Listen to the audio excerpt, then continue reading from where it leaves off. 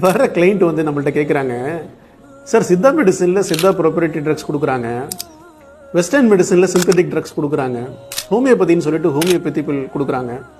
As a prophetic medicine கன்சல்டண்ட்டாக நீங்கள் என்ன சார் கொடுக்குறீங்க அப்படின்னு சொல்லி கேட்குறாங்க. என்ன மெடிசன் கொடுப்போம்னு நீங்கள் யோசிக்கிறீங்க?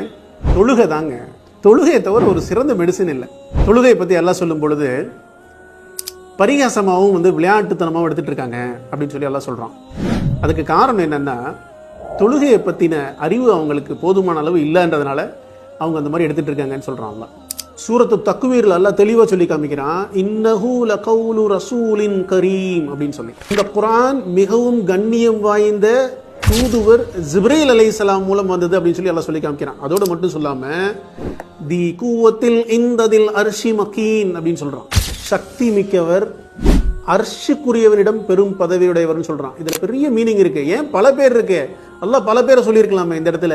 எதுக்கு அர்ஷுக்குரியவன் சொல்றான் அப்படின்னா, அர்ஷ் எதன் மேல இருக்கு அப்படின்னு சொன்னா நீரின் மேல இருக்குன்னு சொல்றான். அப்ப நீருடைய ஆட்சி, அந்த அதிகாரம், அந்த வசப்படுத்தி கொடுத்தவங்க ஜிப்ரீல் அலைஹிஸ்ஸலாம். அதோட பக்குவத்தை சொல்லி கொடுத்து ரசூலுல்லாஹ்வுடைய உம்மத்துக்கு சொல்லி கொடுத்த ஒரு பெரிய பொக்கிஷம். அதனால ப்ராஃபட்டிக் மெடிசன்ல பிரிஸ்கிரிப்ஷன் தொழுகையை தவிர ஒரு சிறந்த மருந்து இருக்கிறதுக்கு வாய்ப்பே இல்லை.